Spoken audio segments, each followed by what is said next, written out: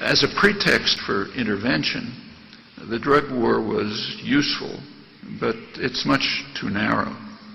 So a more sweeping pretext was needed.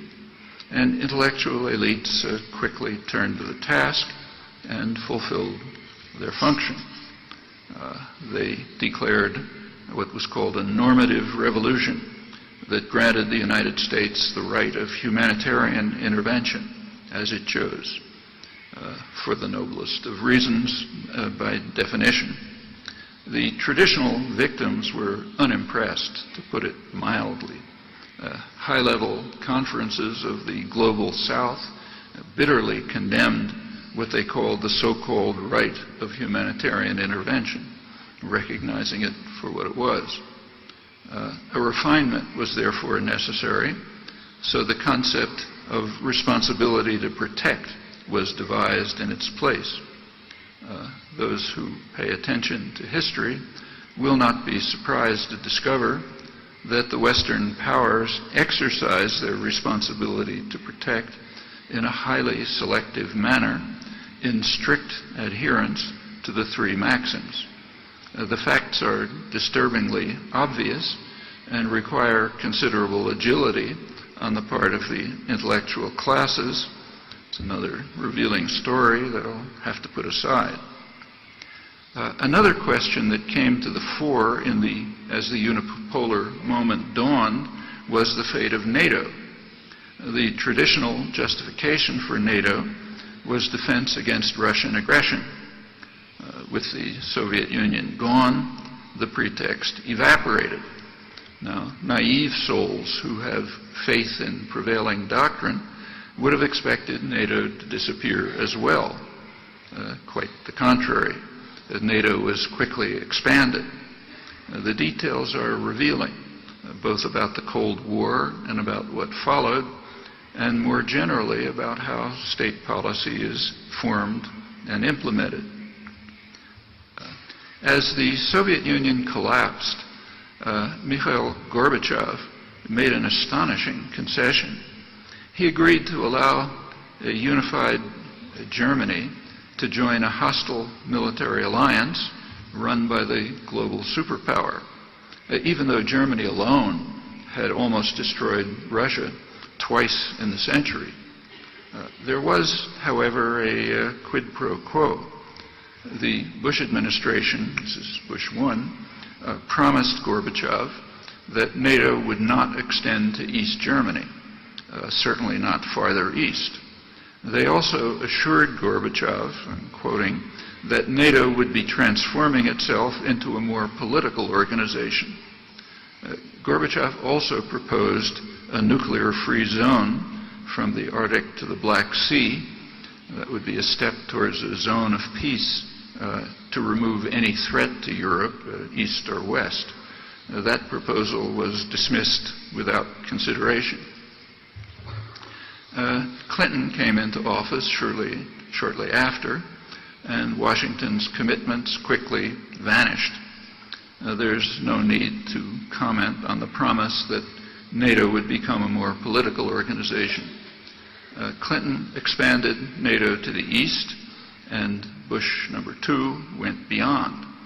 And Obama apparently intends to carry the expansion forward. On the eve of Obama's first trip to Russia, his special assistant for national security and Eurasian affairs informed the press, I'm quoting him, "We are not going to reassure or give or trade anything with the Russians regarding NATO expansion or missile defense." He was referring to U.S. missile defense programs in Eastern Europe and NATO membership for Ukraine and Georgia, both steps that are understood by Western analysts to be serious threats to Russia, and surely likely to inflame international tensions. A few days ago, the Obama administration announced a readjustment of its anti-missile systems in Europe. That led to a great deal of commentary and debate in the media. And as in the past, the commentary skillfully evaded the central issue. The systems are advertised as defense against an Iranian threat, but that cannot be the case. The chance of Iran launching a missile attack is about at the level of an asteroid hitting the Earth. Iran would instantly be incinerated in response. The purpose of the U.S. interception systems is to prevent any retaliation to a U.S. or Israeli attack on Iran. Anti-missile systems are in fact a first strike weapon, and that is understood on all sides. But that's one of those facts that's best left in the shadows, so it's ignored. Well, returning to NATO, its declared jurisdiction by now is even more expansive than the Russian borders. Obama's national security advisor, Marine Commandant James Jones, he urges that NATO should move to the south as well as to the east so as to reinforce U.S. control over Middle East energy. General Jones also advocates what he calls a NATO response force, which will give the U.S.-run military alliance, quoting, much more flexible capability to do things rapidly at very long distances. That's a goal that the United States is working hard to achieve now in Afghanistan. The NATO Secretary General, Jakob Scheffer, informed the NATO conference that NATO troops have to guard pipelines that transport oil and gas that's directed for the West, and more generally, they have to produce sea routes used by tankers and other crucial infrastructure of the energy system. Now, that decision spells out more explicitly the post-Cold War policies of reshaping NATO into a U.S.-run global intervention force with special concern for control over energy.